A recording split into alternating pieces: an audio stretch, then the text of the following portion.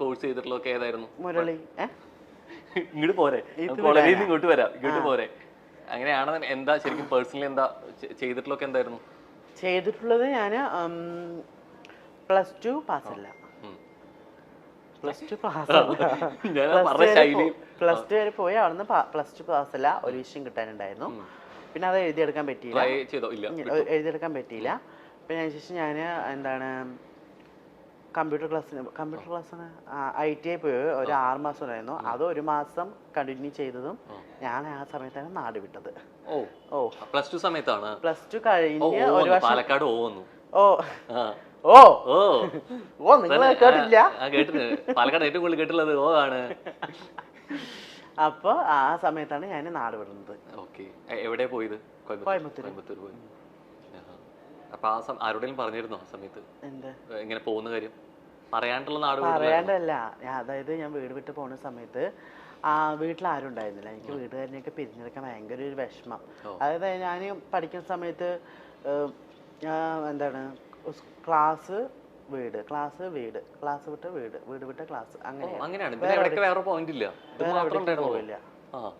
ഇങ്ങനെ തന്നെയായിരുന്നു ഞാൻ. പിന്നെ പോക്ക് പോയത് 1.5 പോക്കായി. എനിക്ക് പാലക്കാട് KSRTC ഉള്ളത് എവിടെയാണെന്ന് അറിയില്ല. പാലക്കാട് കോട്ടയം എവിടെയാണെന്ന് അറിയില്ല. 10ാം ക്ലാസ് +2 സമയത്ത് പഠിക്കുന്ന സമയത്ത് +2 പഠിക്കില്ല. ഇപ്പത്തെ +2 പിള്ളേരൊക്കെ എവിടെ ചോദിച്ചാലും ഇപ്പൊ ഇങ്ങനെ ഇടുന്ന നൊന്തിരികളടക്കം പറയും അല്ലേ, ഫോണിലൂടെ തന്നെ.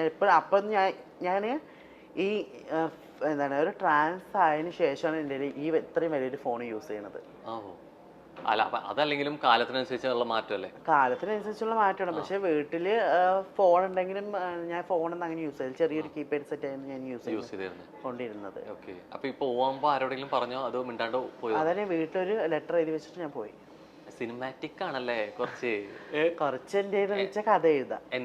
ലെറ്ററിൽ എഴുതിയത് എനിക്ക് വീട്ടിൽ ആദ്യം ഞാൻ പറഞ്ഞു നോക്കിയപ്പോ വീട്ടുകാരൊന്നും അക്സെപ്റ്റ് ചെയ്തില്ല. വീട്ടില് പറഞ്ഞിരുന്നു അമ്മയോടും ഏട്ടനോടൊക്കെ പറഞ്ഞ സമയത്ത്.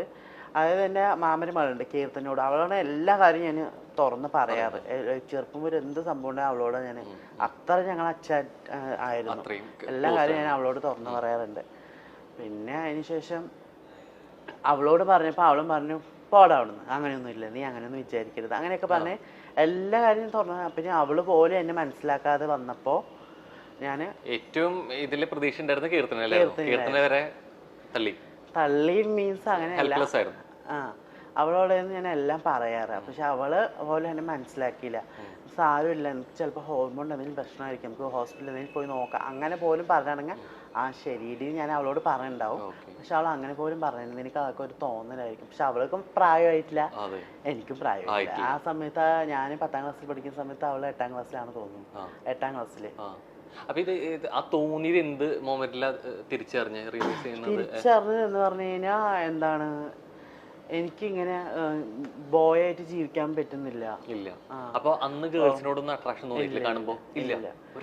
തോന്നിയിട്ടുണ്ടായിരുന്നു. ഞാൻ പറഞ്ഞിട്ടും അവര് പറഞ്ഞു അയ്യോ നിന്നെയൊന്നും സ്നേഹിക്കാൻ പറ്റില്ല, നീയൊക്കെ പെണ്ണുങ്ങളെ പോലെയാണ് നടക്കണത്, നിന്നെ സ്നേഹിച്ചു കഴിഞ്ഞാൽ എൻ്റെ കരിയറൊക്കെ ബാധിക്കും, അങ്ങനെയൊക്കെ പറഞ്ഞപ്പോൾ എൻ്റെ മനസ്സ് വീണ്ടും തളർന്നു.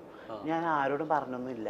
പിന്നെ അതിനുശേഷം ഒരു ആൺകുട്ടീനെ സ്നേഹിച്ച സമയത്ത് അയാളും എന്നെ സ്നേഹിച്ചു, ഇഷ്ടപ്പെട്ടു. കോയമ്പത്തൂർ പോണതിന് മുമ്പ് രണ്ടാളുണ്ട്, രണ്ടുപേരും ഞാൻ സ്നേഹിച്ചു. പക്ഷെ ഒരേ സമയം രണ്ടുപേരും സ്നേഹിച്ചു. നോക്കി എങ്ങനെയുണ്ട് നോക്കാം, ഉള്ളിയും തോന്നിട്ട് തന്നെ ചെയ്തത്. പക്ഷെ അവരുടെ കരിയർ നല്ലതും ബാധിക്കുമോ അങ്ങനെയൊക്കെ എൻ്റെ മനസ്സിൽ തോന്നി. പക്ഷെ എന്നിട്ട് ഞാൻ അവരോട് ഇങ്ങനെ ഓപ്പണായിട്ട് ഇങ്ങനെ പറഞ്ഞ സമയത്ത് എന്താണ് അങ്ങനെയൊന്നും ഉണ്ടാവില്ല. ആ സമയത്ത് അവർ പോലും എന്നെ തള്ളി, നീ ആണാണ്, ഞാൻ പെണ്ണ. അവർക്കൊരു ഇഷ്ടമുണ്ടായിരുന്നു, പറഞ്ഞു കഴിഞ്ഞാൽ പൊതുവെ ഒരു സ്നേഹം, ഒരാളെക്കാൾ കൂടുതൽ എന്നോട് സ്നേഹം ഉണ്ടായിരുന്നു. നീ അങ്ങനെ ചെയ്യാൻ പാടില്ല, ഇങ്ങനെ ചെയ്യണം, അങ്ങനെയൊക്കെ. എൻ്റെ കൂടെ ക്ലാസ്സിന് മുമ്പ് എനിക്ക് എന്നെ കൊണ്ട് ഡ്രോപ്പ് ചെയ്യുന്നത്, എന്നെ കൊണ്ട് വിടുന്നതൊക്കെ അയാളൊക്കെ ആയിരുന്നു ചെയ്തത്. പിന്നെ എനിക്ക് ആ സമയത്ത് ഫോൺ വാങ്ങി തന്നത് അത് വേറൊരാൾ, ഫോണൊക്കെ വാങ്ങി തന്നത് വേറൊരാൾ. അങ്ങനെയൊക്കെ നോക്കുന്ന സമയത്ത് എന്നോട് ഇത്ര ഇഷ്ടം ഉണ്ടാവുമെന്ന് പറഞ്ഞു. അയാളെ ഏതെങ്കിലും ഒരു പെൺകുട്ടീനെ സ്നേഹിക്കുക അങ്ങനെ എൻ്റെ അടുത്ത് പറഞ്ഞു കഴിഞ്ഞാൽ എനിക്കത് ഇഷ്ടപ്പെടില്ല. അപ്പം എൻ്റെ അടുത്ത് എല്ലാം ചോദിച്ചിട്ടാണ് എല്ലാം ചെയ്യുക. അപ്പം അങ്ങനെയൊക്കെ നമുക്ക് തോന്നുമ്പോൾ ഒരു ഇഷ്ടം എല്ലാവരെക്കാളും കൂടുതൽ എന്നോടാണല്ലോ ഇഷ്ടം, അങ്ങനെ തോന്നി. പക്ഷെ എന്നിട്ട് ഞാൻ എൻ്റെ അടുത്ത് പറഞ്ഞു ഞാനൊരു പെണ്ണാണെങ്കിൽ ഞാൻ നിങ്ങളെ കല്യാണം കഴിച്ചേനെ അങ്ങനെയൊക്കെ ഞാൻ അങ്ങനെ പറഞ്ഞു. അപ്പോൾ ആ പെണ്ണാണെങ്കിലല്ലേ ഞാൻ നിന്നെ കല്യാണം കഴിച്ചിട്ടുണ്ടാവും എന്ന് ഞാൻ എന്നോട് ഇങ്ങനെ പറഞ്ഞു. പിന്നെ അതിനുശേഷം അയാള് എൻ്റെ അടുത്ത് ഞാൻ എങ്ങനെ പറഞ്ഞു ഞാൻ സർജറി ചെയ്യാൻ പോട്ടെ അങ്ങനെയൊക്കെ ഇങ്ങനെ കാര്യങ്ങൾ പറഞ്ഞപ്പോൾ നീ മിണ്ടാതിരിക്കുക, നീ അങ്ങനെയൊന്നും ചിന്തിക്കരുത്, അങ്ങനെയൊന്നും ചെയ്യരുത് പറഞ്ഞു. പിന്നെ അയാൾ പോലെ എന്നെ തള്ളിയപ്പോഴാണ് എനിക്ക് ഇനി ശരിക്കും ആള് തിരിച്ച് നീ ഒരു പെണ്ണായിട്ടായിരുന്നെങ്കിൽ എനിക്കും തിരിച്ച് ആ ഒരു ആവണോ എന്ന് പറഞ്ഞത് ഒരു ഹോപ്പ് വന്നു, ഒരു പ്രതീക്ഷ പ്രതീക്ഷ അങ്ങനെ ഉണ്ട്. അപ്പൊ അയാൾ പോലും എന്നെ മനസ്സിലാക്കിയില്ല.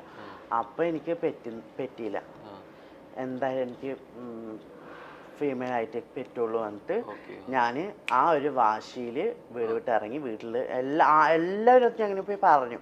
അപ്പം എല്ലാവരും തള്ളിക്കളയല്ലാതെ എല്ലാവരും ശരി സാരമില്ല പോട്ടെ, നിന്നെ പെണ്ണാക്കി തന്നെ ഞങ്ങൾ വളർത്താം അങ്ങനെ പോലും പറഞ്ഞില്ല. പക്ഷെ വീട്ടുകാർക്ക് ഇഷ്ടമുണ്ടെങ്കിലും നാട്ടുകാരെന്ത് പറയും എന്നുള്ളതാണ് വീട്ടുകാരുടെ പേടി. മനസ്സിലായി.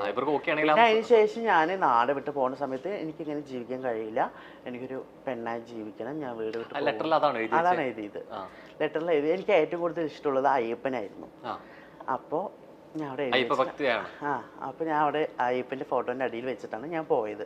മീഡിയയിൽ പല താരങ്ങളെയും നമുക്കറിയാം, അതുപോലെ തന്നെ ട്രാൻസിനെയും ഇപ്പോൾ നല്ലപോലെ നമുക്കറിയാം. കാരണം ട്രാൻസ് ആയിട്ടുള്ളവരൊക്കെ ഇപ്പോൾ സോഷ്യൽ മീഡിയയിലെ താരങ്ങളാണ് എന്ന് വേണമെങ്കിൽ പറയാം. ഒരു കാലത്ത് അകറ്റി നിർത്തിയ ആളുകൾ ഇന്ന് മുൻപോട്ട് വരുമ്പോൾ അതൊരു സന്തോഷം തന്നെയാണ്. അത്തരത്തിൽ ഒരാളാണ് വാവ സയീഷ. ട്രാൻസ് ആണെന്ന് മനസ്സിലാക്കിയതിന് പിന്നാലെ വീട്ടിൽ നിന്ന് ഇറങ്ങേണ്ടി വന്ന ആളാണ് വാവ. പിന്നാലെ താൻ പെണ്ണായി മാറിയ കഥയും വാവ പറയുന്നുണ്ട്. ഇന്ന് ഭർത്താവിനും കുടുംബത്തിനുമൊപ്പമാണ് വാവയുടെ ജീവിതം.